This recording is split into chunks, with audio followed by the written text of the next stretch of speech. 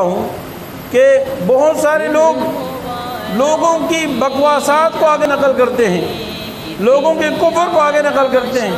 مثال کے طور پر کسی نے صحابہ کو گالی دے دی، ہم اس کو آگے نقل کر دیتے ہیں۔ کسی نے نبی کریم صلی اللہ علیہ وسلم کی شان اقدس میں کوئی بکواس کر دیا، اب وہ ایسی باتیں ہوتی ہیں کہ مسلمان تو اس کو سن کر خون کھول جائے، مسلمان تو بے چین ہو جائے۔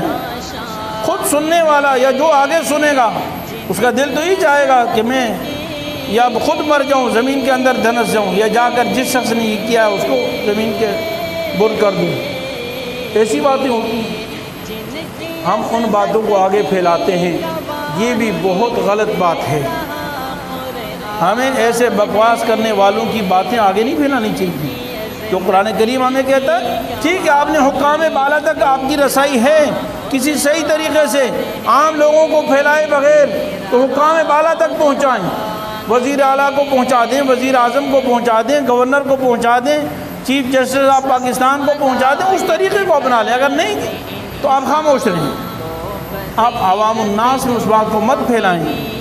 کتنے لوگ ہیں سیدنا ابوبکر صدیق کو بھونکتے رہتے ہیں، سیدنا اماں عائشہ پر بکواس کرتے ہیں، سیدنا عمر فاروق پہ بکواس کرتے ہیں، سیدنا علی المرتضیٰ رضی اللہ عنہ کے خلاف بکواس کرتے ہیں، اہل بیت کے خلاف بکواس کرتے ہیں، اور ہم ان کی باتوں کو آگے نقل کرتے ہیں۔ میرے عزیز بھائیوں، تھوڑا سوچیں۔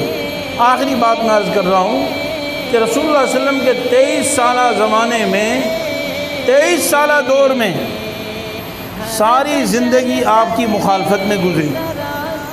مشرکین مکہ سے مسلسل مخالفت، مدینہ منورہ میں گئے تو یہود و نصارہ سے مخالفت، منافقین سے مخالفت، پوری دنیا سے مخالفت، اور پوری 23 سالہ زندگی میں، پھر صحابہ کرام کا زمانہ بھی، 23 سالہ زندگی میں کتنے مشرکین نے آپ صلی اللہ علیہ وسلم کے خلاف بکواسات کی، صحابہ کے خلاف بکواسات کی، گالیاں بھی دی، برا بھلا بھی کہا، سب و شتم کیا، سب کچھ کیا، لیکن پورے قرآن کریم میں کفار کی کتنی گالیاں بیان ہوئی ہیں۔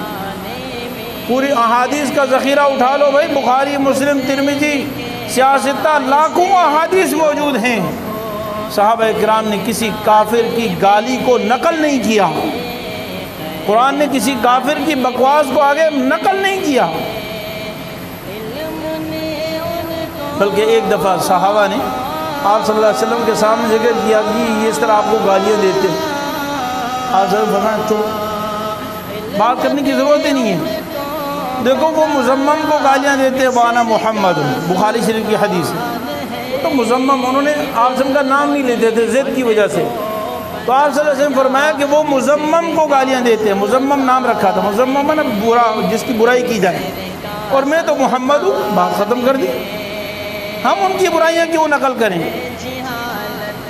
میرے عزیز بھائیو، قرآن کریم میں مشرکین کا کفر بیان کرتے ہوئے اللہ رب العالمین نے جگہ جگہ فرمایا ہے یحلفون باللہ ما قالوا، منافقین کی منافقت کی باتیں بیان کی ہیں، یوں بیان کی کہ منافقین جب کچھ کہتے ہیں تو جب ان سے پوچھا جائے تم نے یہ کہا تو کہتے ہیں ہم نے تو نہیں کہا، اور قرآن کہتا ہے وَلَقَدْ قَالُوا كَلِمَةَ الْكُفْرِ، حالانکہ انہوں نے کلمہ کفر کہا ہے، لیکن وہ کلمہ کفر ہے کیا وہ نہیں بیان فرمایا، اس کلمہ کفر کا ذکر نہیں کیا۔